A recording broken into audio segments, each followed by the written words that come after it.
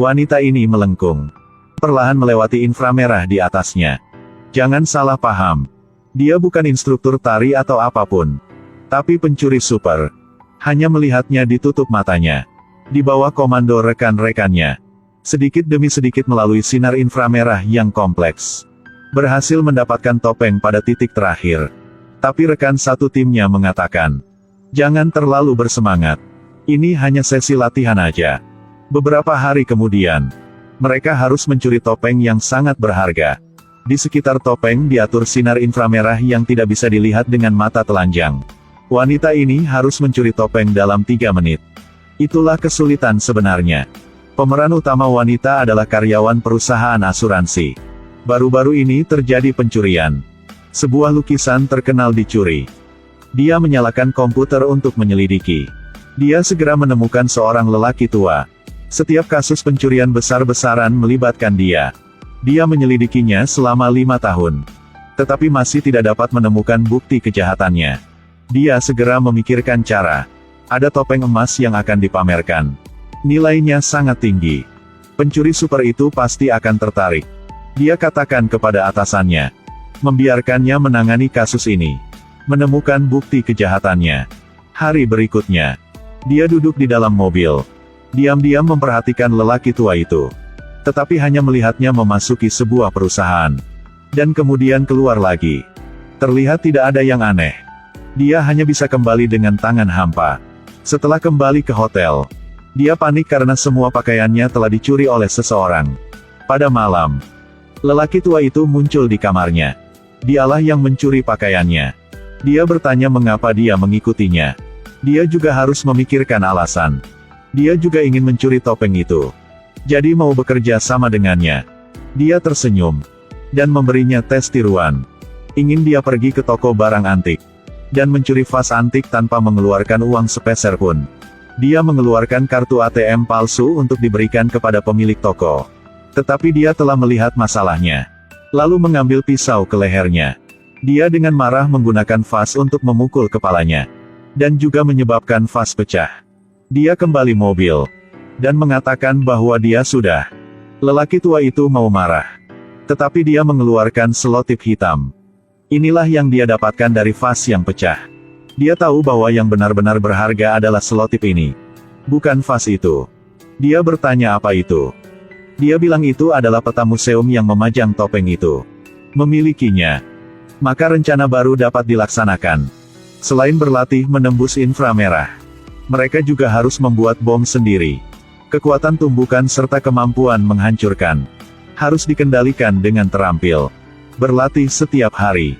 Keduanya secara bertahap melepaskan pertahanan mereka. Pemeran utama wanita juga mengungkapkan bahwa dia sebenarnya adalah pencuri super. Lukisan itu sebenarnya dicuri olehnya. Elmi membuat orang tua itu merasa lebih aman. Akhirnya, saatnya untuk menjalankan rencana. Keduanya mengenakan kostum mewah. Untuk mengikuti pameran dengan penampilan topeng itu. Keduanya mendekati lokasi yang ditentukan. Pria tua itu berpura-pura menyesuaikan pakaiannya. Dan diam-diam mengatur perangkat navigasi. Setelah pameran berakhir, kedua orang itu mendayung perahu dan melompat ke air. Memotong pagar baja. Untuk memasuki museum. Berdasarkan pelacak. Menentukan lokasi spesifik topeng. Dia memasang bom rakitan. Memulai penghitung waktu. Menunggu hingga jam 12. Bersamaan dengan jam berbunyi. Mereka menekan tombol mulai. Bom yang meledak membuat lubang persegi. Menggembungkan kasur. Membongkar bagian persegi itu. Lalu menggunakan mesin untuk membongkar lantai museum. Lelaki tua itu memasang mesin pengintai. Lalu membiarkan wanita itu memanjat. Mengikuti perintahnya.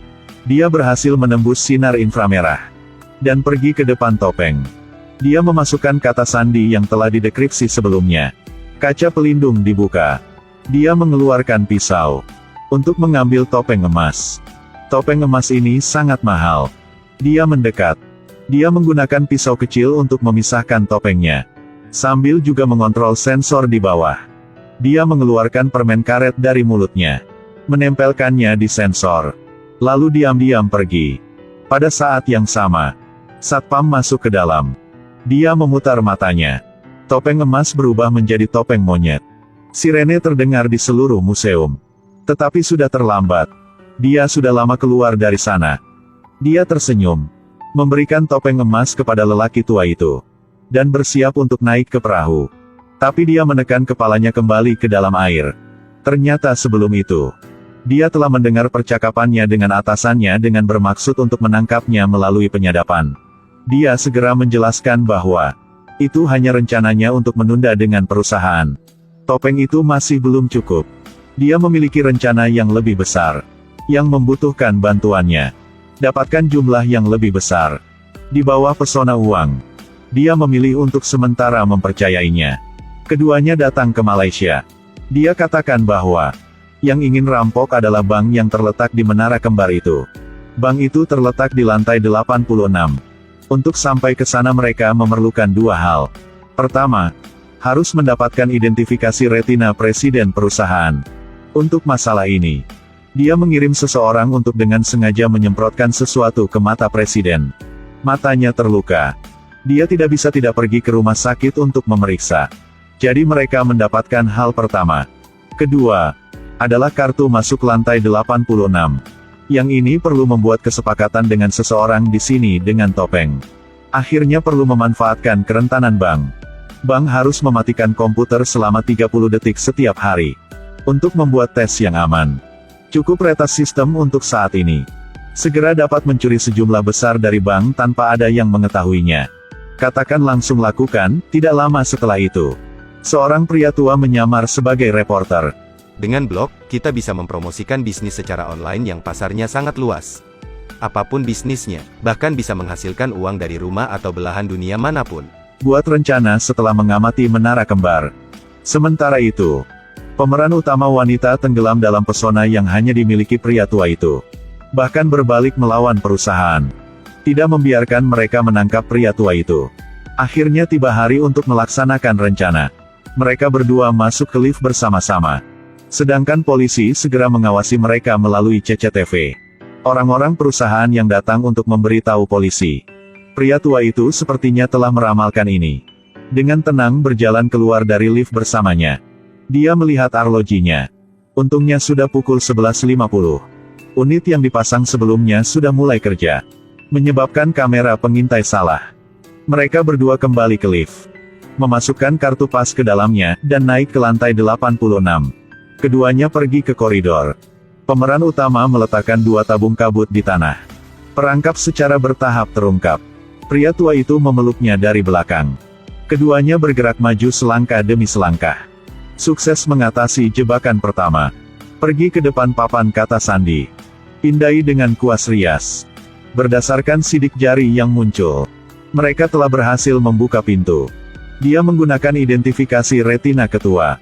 Berhasil mengonfirmasi. Dua komputer muncul. Pada kesempatan mematikan sistem selama 30 detik. Dia segera mengeluarkan komputernya. Mencolokkan kabelnya. Berhasil memasukkan sejumlah besar uang ke rekeningnya. Semuanya berjalan sangat lancar. Keduanya sangat bersemangat. Tetapi tidak menyangka bahwa dia tidak hati-hati menarik tali. Menyebabkan alarm berbunyi. Pria tua itu menggunakan semua kekuatannya untuk menghancurkan bukti. Kemudian berlari bersamanya. Pada momen pintu hampir ditutup, pria tua telah berlari keluar bersama dengan dia. Mereka berlari ke lift. Orang di ruang pemantauan segera menghentikan lift. Pria tua itu hanya bisa menggunakan kekuatannya untuk membuka pintu lift. Menyeret pemeran wanita keluar. Tetapi tiba-tiba, polisi di sisi yang berlawanan mendeteksi. Polisi melepaskan tembakan penuh gas beracun. Mereka hanya bisa berlari ke arah yang berlawanan. Ingin naik tangga. Tetapi tangga juga dikepung. Hanya ada satu cara untuk melarikan diri. Tiba-tiba pria tua itu ada rencana baik. Dia dengan sengaja merusak kamera pengintai. Kapolsek melihat hal tersebut. Langsung memerintahkan bawahannya untuk mengepung daerah tersebut. Pria tua itu segera menebak maksud polisi. Menyuruhnya menahan nafas. Menuju ke arah gas beracun. Seperti yang diharapkan, polisi mengepung tempat itu. Dan tidak ada seorang pun di tempat yang dipenuhi dengan gas beracun. Mereka berdua telah berhasil melarikan diri dari lantai ini. Sesuai dengan rencana pria tua itu. Hanya perlu mencapai pintu ventilasi. Dapat dengan mudah melarikan diri dari sini. Tetapi sebelum itu, Harus melalui lorong di udara. Dua orang yang mengikuti jalan ini untuk pergi ke menara lain. Jika meleset, akan jatuh ke tanah dari ketinggian ini. Terus berjalan. Tak disangka, tali baja putus. Keduanya langsung terjatuh bebas. Untungnya kawat baja tersangkut. Menyelamatkan dua nyawa. Dua orang mengikuti tali baja untuk memanjat ke atas. Akhirnya mencapai jembatan yang menghubungkan kedua menara. Tetapi tiba-tiba ada kilatan cahaya. Mereka akhirnya terlihat oleh helikopter polisi. Keduanya dengan cepat berlari ke ventilasi. Serif memerintahkan harus ditangkap hidup-hidup. Bawahan tidak berani menembak. Hanya bisa mengejar mereka. Pria tua itu mengeluarkan payung dan meletakkannya di tubuh dia. Katakan dia berbalik. Di depan matamu ada pintu ventilasi. Tetapi karena berat, jadi hanya satu orang bisa melarikan diri. Pada momen yang penting, pria tua itu memberinya kesempatan untuk melarikan diri.